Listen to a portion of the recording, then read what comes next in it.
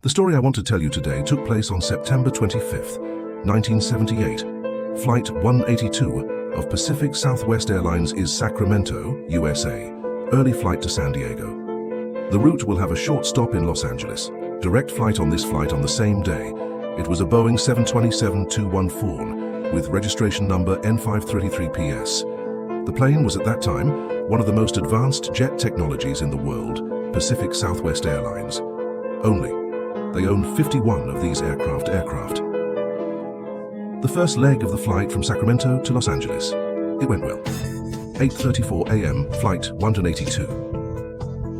Taking off from Los Angeles International Airport, ready to travel to destinations only 177 kilometers away, San Diego.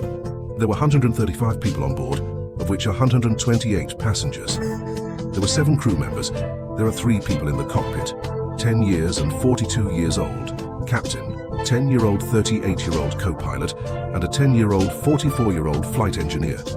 One extra word. Of the 128 passengers, 29 people were employees of the company that owned the flight. Let's turn our attention to Montgomery Airport.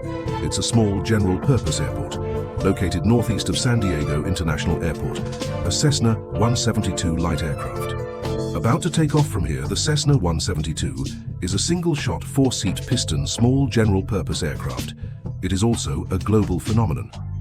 The most popular small private jet. There are 2 pilots on the plane. They are a coach and a student, respectively. The purpose of this trip is to practice the instrument landing system. The weather conditions that day were good. Therefore, the cadet wore what looked like a visor. Such an operation. It's a common occurrence in flight training, but it also obscures the driver. Except for most of the view directly ahead, the plane's destination is the same as Flight 182 are holy places. Vargas International Airport, open to the public, is runway 27 from east to west. Due to the Cessna was flying under visual flight rules, therefore there is no need to submit a flight plan. This will be one of the important reasons for this accident. 8:57 a.m. The Cessna aircraft was located northwest of the airport at this time. This is his second flight practice. The empty model allows Cessna to maintain a height of 1,066 meters. At the same time, the crew of Flight 182 preparing for landing again. It was 8:57 a.m., 182 in the morning, and the altitude of flight number dropped to 2,133 meters. ATC asked the crew if they could see the airport. The crew replied, yes. Therefore, air traffic control allows Flight 182 to visually approach runway 27. The plane is located northwest of the runway at this time. To land on runway 27, the plane needs to change course to 070. After flying parallel to the runway, the co-pilot will swerve, then on its runway, just like he did every day before 8:59 a.m. ATC notifies Flight 182 in their 12 o'clock direction. About 5 kilometers away, there was a Cessna. Keep your eyes open. 9 seconds later, the crew replied that they had seen the plane. At this point, the flight entered the tailwind phase and headed east at 470. According to the cabin recorder, at 9:43 in the morning, the Cessna plane suddenly departed from Flight 182. The crew disappeared in the incident, but the crew did not tell the tower the truth. They're just guessing the location of the Cessna plane. At 9:50, the crew said to the tower, I think the plane is on my right, but because the radio is subject to static interference, the call just became he was flying over to my right. Actually, Cessna has entered the crew's blind spot. It's under the front of the airliner. Due to the shortening of perspective, it makes the Cessna visually smaller, and the fuselage of the Cessna is yellow. It blends in with the housing below, so for jet pilot Cessna, maybe a small thing that is difficult to observe. Here's another problem. Since airliners can't see small planes, so you can't see the big plane from the small plane, and the view from the Cessna ESL is actually quite good, but they thought there would be no conflict with the airliner. Actually, the tower received a collision alert 19 seconds before the collision. This shows that there are 2 planes that are dangerously separated, but air traffic control did not pass this information to the plane. According to them, even if there is no actual conflict, such alarms are also commonplace. He thinks the crew of Flight 182 visual interval permission is adhered to and will complete the overtaking. At this point, the tower notifies the crew of the landing permission. Flight 182 reduced altitude and passed the Cessna plane about 901.42, about 790 meters above the ground. The right wing of the airliner crashed into the Cessna plane. After the impact, the Cessna plane exploded on the spot. The passengers of Flight 182 were in a mess. The crew tried to level the plane, but it didn't work. Their plane eventually crashed at a right-leaning angle in a residential area, caused by explosions and fires, a mushroom cloud that can be seen from miles away. The co-pilot left his last words at the last moment. "Mom, I love you."